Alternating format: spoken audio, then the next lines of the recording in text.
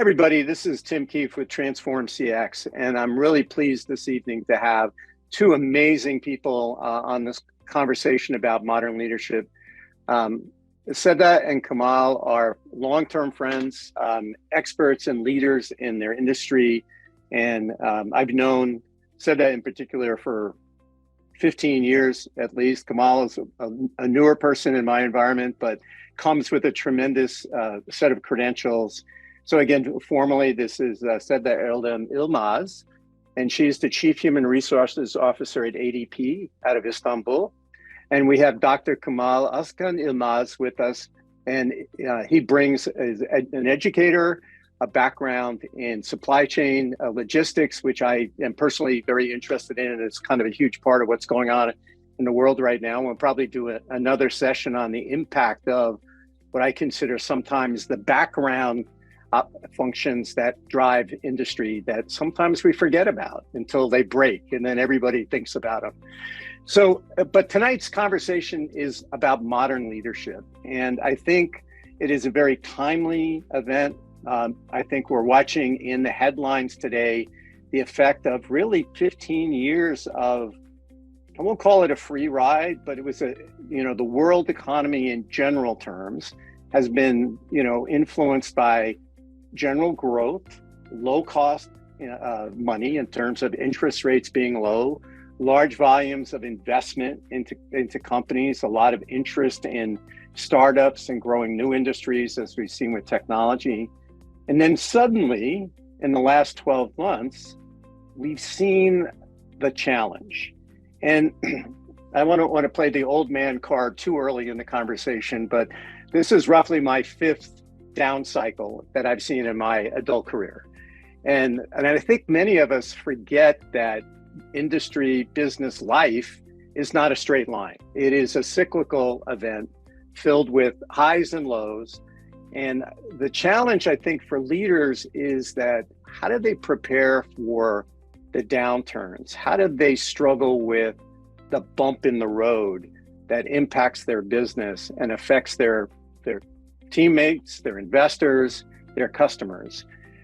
So, and I think, as I keep saying, I know that particularly through the pandemic, business has changed. Leadership challenges have changed dramatically.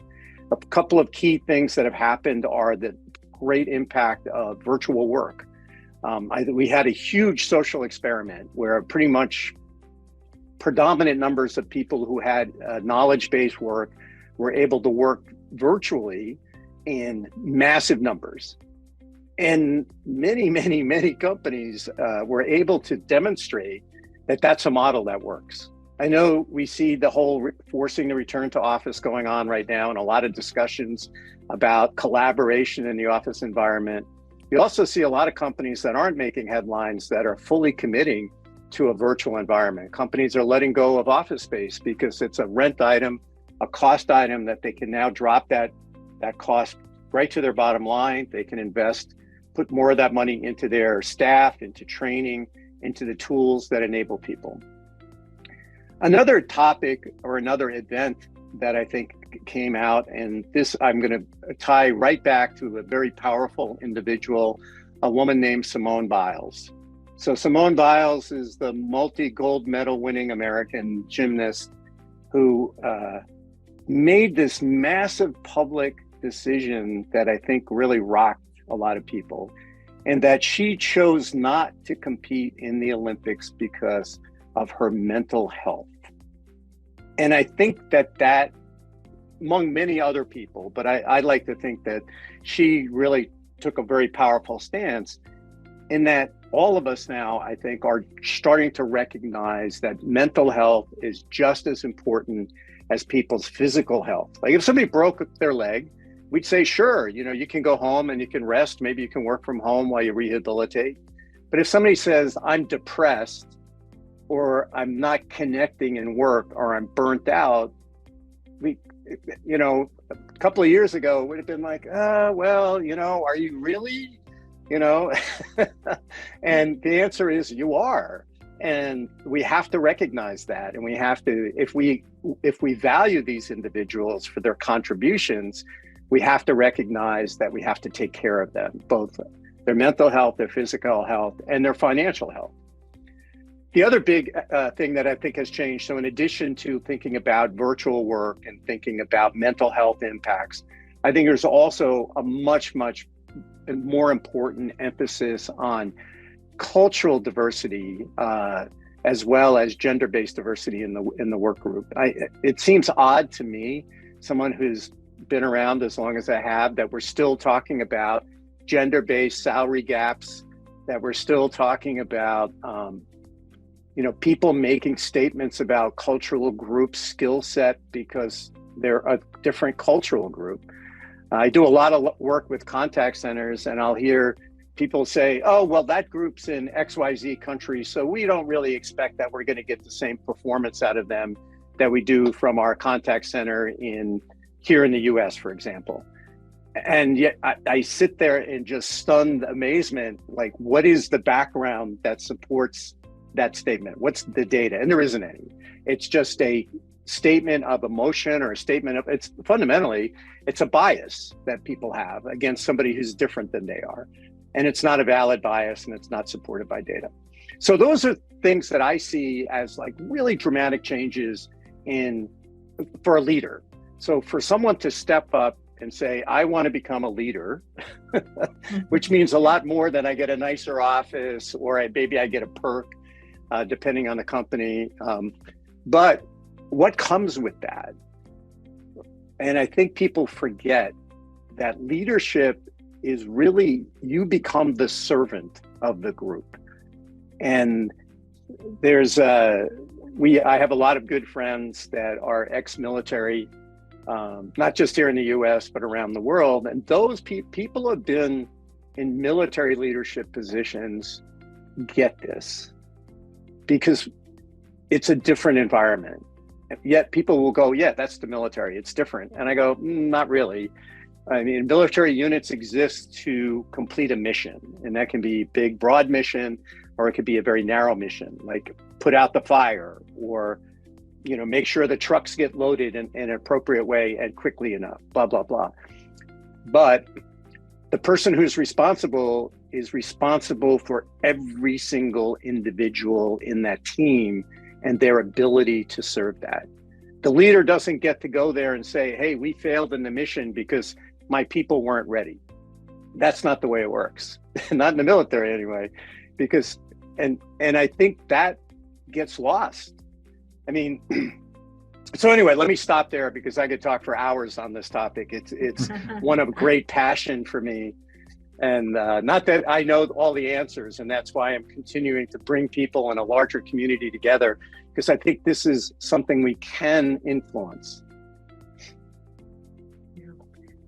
Thanks for having us, Tim. It was a great introduction.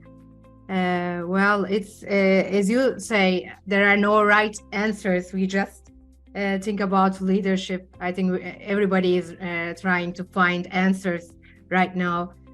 Even though we have a lot of years of experience, we are still looking for the answers, because everything is changing every day. There's a big change, and we need to renew ourselves if we want to have accomplished progress. Coming to some of your points, maybe I can start with one of them, like you said, emotional intelligence and empathy. In terms of empathy, we really, as an HR, from an CHRO perspective, I think it's one of the most important traits of a good leader, especially the mental health side. I mean, recently in Turkey, we really had a very bad event. One of the employees in a very big bank, a mid-level manager, committed suicide. Oh my God. It was like a trending topic in Turkey, because everyone was like, he said in his letter, he said that he was struggling with the workload and the relationships at the workplace. So like mental health is a very important topic. Like it's so horrible to hear a young person, a young leader committing a suicide, coming to that level. and no one is recognizing that. I think it's really very unfortunate. For example, but I don't know about the US, but in Turkey, getting psychological help is still a taboo. Yes. As you said before, if you break your leg, everyone says, "Oh, get well, go home." But when there's psychological problems, people also don't tell their problems. So Right. we, in my group, we are trying to give support to our employees, like having a mental health program. We are, it's of course on a voluntary basis. If someone needs, if it's going to be in a very secret way, of course. I mean, Sure. we're not gonna tell anyone. If someone asks the HR person, the business partner of HR, to get psychological help, we are, as a group, we are trying to provide that, because I think mental health is even more important than the physical health. Like, without mental health, nothing, and no one can accomplish anything. So it also creates, I think, customer. It's also, I mean, people, the companies often give importance for the customer's voice, but they don't hear their employees' voice in general. Yeah. But employees want to be heard as well, because the employees want to get engaged with the company, especially, as you said, in this virtual world, working remotely. Engagement now is very important. Empathy now very important. So to have justice at the workplace, psychological safety, diversity, authenticity, these are all very important things that we need to have for a healthy workplace, so that everyone can be in good mental shape as well. So we are trying to create that engagement part of the game, because it's in this remote work environments. Getting people engaged is really hard, because some other company can give the paycheck. It's not just the paycheck, but also feeling belonging to the workplace, to their employment, and also to their team members, and to the work they are accomplishing. I can say it's very important. Kamal, what do you think as we get into this? Because I think we could talk just on what engagement means for hours. I can just extend the discussion Seda started, or you have already started. With a couple of friends from the academic world, we are just trying to convince the system to change the human resources course names related with human resources management, blah, blah, to psychological capital or psychological asset management. Right. This is something you have also emphasized. So mental plus psychological health, with your example of the Olympic athlete.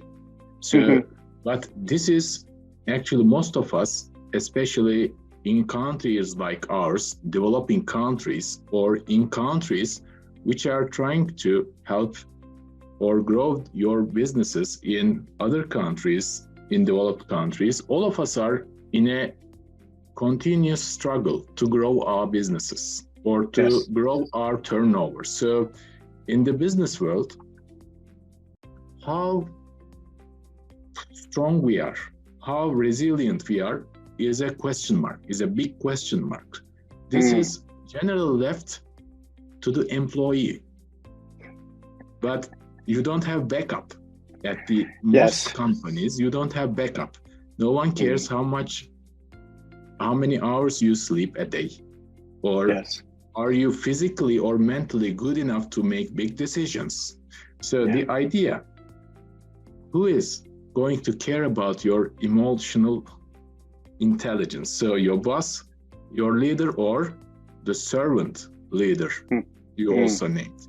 So I also believe that servant leadership is one of the most proven method of leadership. Mhm. But thinking about emotional intelligence, maybe there are some prerequisites which we would have in advance. One of them is perception without bias. Are we able to perceive the world Yes. in a good manner without our, narrow vision or with others' vision? Or Yes. we need fortunately, another thing, which is intelligence. So that's why human resources teams, or what we try to call them, psychological capital management teams, would really care for the perception ability or capability, plus the connection with intelligence, I suppose. I don't know how you will be reacting to that, but these are the main facilitators. I think it's really powerful what you're saying there. And a couple of years ago, I had the opportunity to do a whole slew of focus groups with a very large contact center company, global contact center company. So I did focus groups across Europe, Latin America, Asia, and in the United States with people in this particular industry. And contact centers are just obviously one industry, but I think they're an interesting example, right? Very high pressure jobs. Very often they are held accountable to very specific metrics, things like their average handle time, so their time is tracked to the second. How many times they're on a call, what they accomplish on the call. Anything that goes wrong on the call is that person's fault. So high turnover. Very often in some of those industries, they turn the entire workforce over annually over 100% transition of or turnover of employees. But when I did these focus groups, one of the things we were trying to learn is what are the key drivers of customer or employee retention. And you got at it a little bit earlier, said that when you talked about the paycheck. But it was interesting, you also brought up engagement, because there were three things that we came out of that study with. One was compensation. And it was fascinating because it wasn't just throw money at me, although everybody wants to get paid, what they think. And of course, most people don't think that they get paid enough, but what they generally said, they wanted to be paid on par with their peers for the work they do, but they also wanted the opportunity for incentives that drives them to be not just the same, but better. And most of the people I interviewed were Gen X, Millennial or Gen Z. So this is an important group that we need to be learning to understand. So compensation, but compensation that's really almost personalized to the individual. Then the second item was what you brought up, engagement. It was the biggest thing, because they felt, and particularly that many of these people were in a work at home situation. This was during the beginning part of the pandemic. And companies were not prepared for this, right? Supervisors are not well prepared for virtual work, they think. But I think there's a trick here. And the third item that came up, so engagement and compensation, and the third item was training. Almost universally, these people felt the training they received was very, very poor in relation to its ability to help them do the job. There was a lot of product knowledge often, but very little about the actual event. So when somebody in a contact center, whether it's online or by voice, they're dealing with a human being who normally is not happy. They don't call contact centers because they're having a good day. They usually call because something isn't going well. So guess what? The number one skill for that person that's taking that call is they better not take it personally, because otherwise they will go insane. I mean, that's a mental health issue right there. They get depressed, They take it personally. I can't help these people, etc. But I think there's an interesting thing about this whole virtual work group, because everybody corporate makes the statement that we can't manage distributed groups virtually. We don't have enough collaboration. We don't have enough communication. And yet, I would argue that I have 2 adult children, 27 and 30. I watch them have a very robust, highly engaged virtual community, whether it's in Instagram or Facebook or Twitter. So I actually think we've got people who are very virtual. I mean, isn't that the joke? Like, how many people, I've got 5,000 friends in Twitter, but how many have ever met, right? How many have I ever physically engaged with in real life? Not many, but maybe in some ways I have just as full a relationship with those virtual friends. I mean, even, you know, I said that you and I, the last time we saw each other was 11 years ago. And yet I would say that many of us have developed a very deep and lasting, engaged relationships with people through the virtual world that we have access to. And of course, I'll play that old man card again, right? Where when I was in my teens, when I first went to sea for a living, you got on a ship, and once you were out of sight of land, that was the last you heard about anything, except we were still using Morse code to send telegrams for information. So I think that you're getting at some pretty important things. I love the engagement, and what does that mean? And are people, supervisors and managers, really trained to do that? Right? I mean, not in my experience. Most people don't have good skills to really connect with people. And what I mean by that is to be real, to be empathetic, to EQ. I think you mentioned, Kamal, like that concept of psychological intelligence is more than just words. It's the ability, like if you see someone limping, they're limping, you go, oh, you're physically hurt, stop, rest. But how do we recognize when people are limping emotionally? And I don't know the answer. I with my team, and I have a very small, and we're all virtual team, at every meeting, at every engagement that I have with them, I try to always ask, and I try and ask it in a meaningful way. How are you feeling? Yeah. And at first, when I first did it, everybody was like, what does he really mean? What is that? What is he trying to get at? Of course, everybody's, I'm great. And finally, one of my leaders, and I give him incredible credit for it, said, you know what, Tim, I'm really struggling. And this is in front of his peers on a team call. He said, I'm struggling. I don't know that I can deliver what you're asking me to deliver. And then, of course, we opened up the conversation and to why. And some of it was he didn't think he had the resources. And secondly, what was interesting, he didn't think he had my support. Mm-hmm. And that was a very important thing for me to hear, because I need, if I'm going to be that servant leader, any of us, we have to be prepared to say whatever you need and mean it. The other thing too is, I think we've got to be okay with people failing a little bit sometimes without blaming them. Now, that's a balancing act, right? There's failure that is, 10 years ago, maybe 15 years ago, we had this very popular expression here in the US about failing forward, like learn from your mistake and therefore move forward by doing it. I never saw that happen in real life. Usually if somebody failed, it was about blaming somebody, right? Like that was the next thing that happened. So again, opening that up, from an academic perspective, Kamal, I like the idea of even sometimes changing the names of things, because it does change the perception of something when we rename it. I'd love to think about, like, when you talk a lot about the psychology, I think there's a huge opportunity for us in the business world to recognize that we have to be psychologists. We have to be practical psychologists in the work that we do.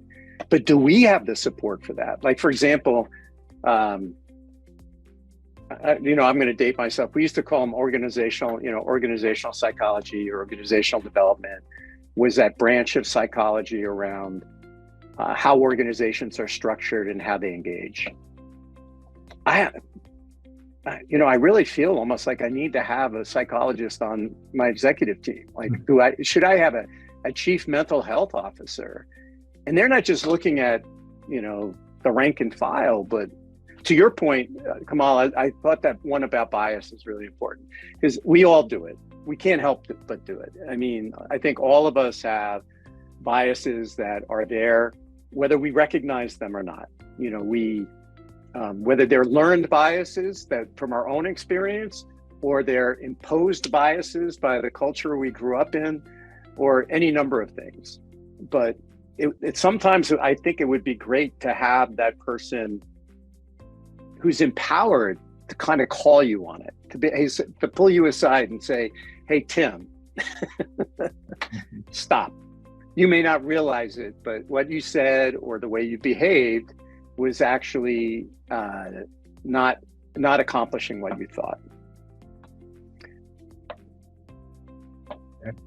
Actually, I can just add to that. We already said maybe meaning. Mm-hmm. An individual think about ourselves in daily life or in our private lives. We want to have a meaning, and when this is a job we do, we should have purpose. Meaning plus purpose, if they are clearly explained by the leader to the individuals, to the employees actually, or to the team, then this will facilitate every individual to understand their role in value creation, I suppose.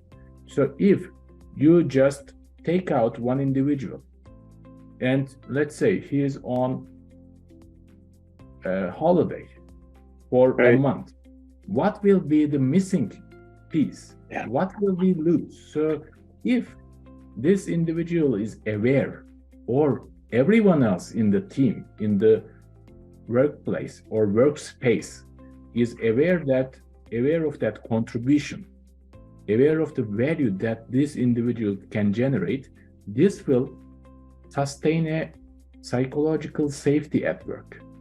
And this creates some kind of empathy within the team. I really like that, and I think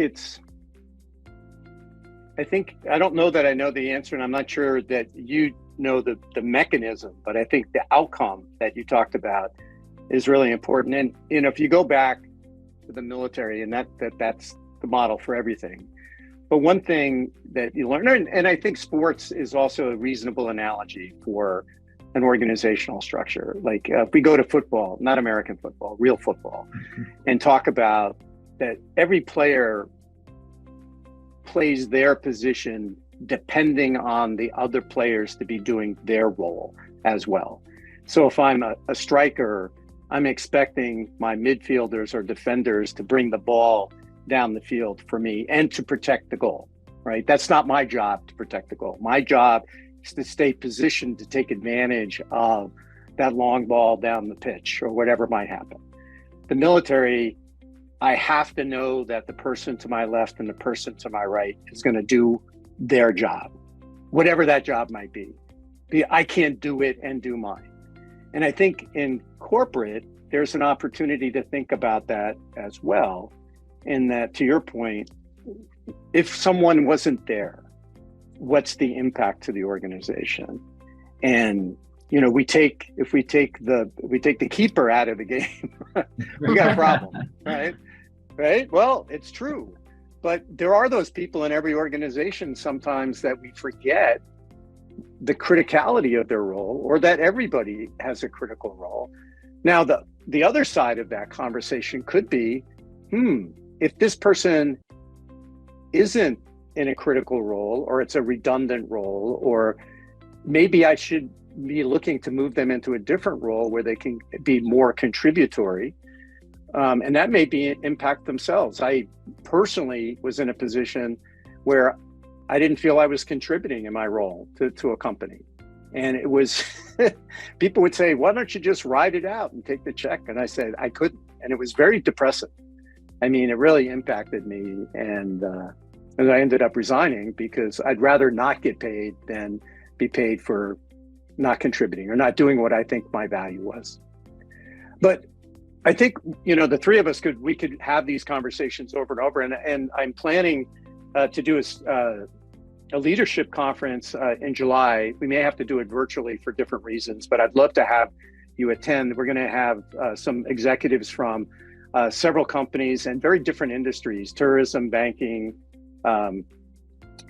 technology development, quick service restaurants, academia, and retail, with the idea of looking at these things that we just talked about, the traits of leadership being emotional intelligence, vision, ability to make decisions, which I think is a big one and worth probably another conversation.